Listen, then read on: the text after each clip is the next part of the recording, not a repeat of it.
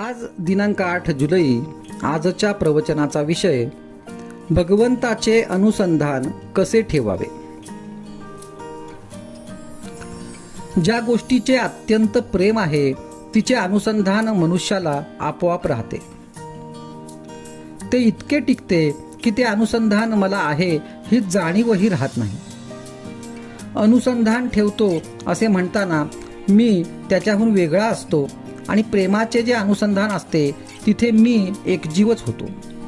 आपण कितीही गडबडीत असलो तरी वाटेने जात असताना आपल्या नावाने कुणी हाक मारली की आपण वळून पाहतो.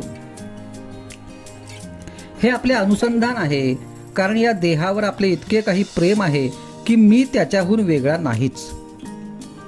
असे देहाचे अनुसंधान कसे ठेवावे हे सांगावे लागत नाही. देहाचा विसर पाडा म्हणून सांगावे लागते, देहाचे स्मरण ठेवा म्हणून नाही सांगावे लागत. आम्हाला भगवंताचे अनुसंधान ठेवायचे आहे. हा एक प्रकारचा अभ्यास आहे. भगवंताचे प्रेम वाढले तर अनुसंधान टिकेल.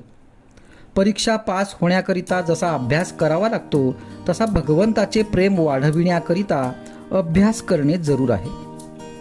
यासाठी जे जे काही मी करीन ते मी भगवंताच्या साक्षीत्वाने करतो आहे ही जाणीव ठेवून करायला पाहिजे.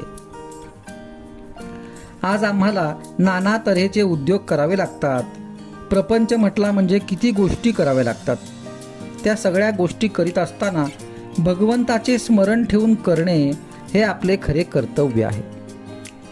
सर्कशीमध्ये आपण पाहतो ना, वाघ, सिंह, घोडे, हत्ती काय जे प्राणी असतील ते खेळ खेळतात. घोडा कसा सुंदर नाचतो असे आपण म्हणतो, पण त्या घोड्याचे लक्ष प्रेक्षकाकडे नसते. त्या घोड्याचे, त्या वाघाचे, त्या सिंहाचे लक्ष आतमध्ये चाबूक उगारणारा जो मनुष्य असतो त्याच्याकडे असते ना. प्रेक्षक काय म्हणतील ते तो प्राणी पाहत नाही आणि आपण काय करतो, भगवंत काय म्हणेल हे पाहतच नाही, जग काय म्हणेल हे पाहतो. हे जर आम्ही सोडले ना तर भगवंताला काय हवे आहे हे आम्हाला बरोबर कळेल.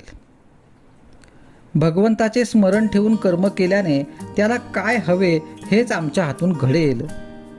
त्याचे संधान न सोडता कर्म करणे हे अनुसंधानाचे लक्षण आहे. हे कशाने होईल? अत्यंत प्रेमाने होईलच. एक बाई नुकतीच बाळंत होऊन सासरी आल्यावर तिने मूल पाळण्यात निजविले आणि मागच्या परसामध्ये ती भांडी घाशीत होती. ते मूल थोडेसे कुठे रडले. घरात पुष्कळ माणसे होती, कुणाला ऐकू नाही गेले. ती पोरगी मात्र धावत पाळण्यापाशी आली आणि मूल उठलेले दिसले आहे असे ती म्हणाली. काम करताना तिचे कान जसे पाळण्याकडे होते तसे प्रपंच करताना आपले लक्ष मात्र भगवंताकडे असले पाहिजे. याचे नाव अनुसंधान. आजचा सुविचार.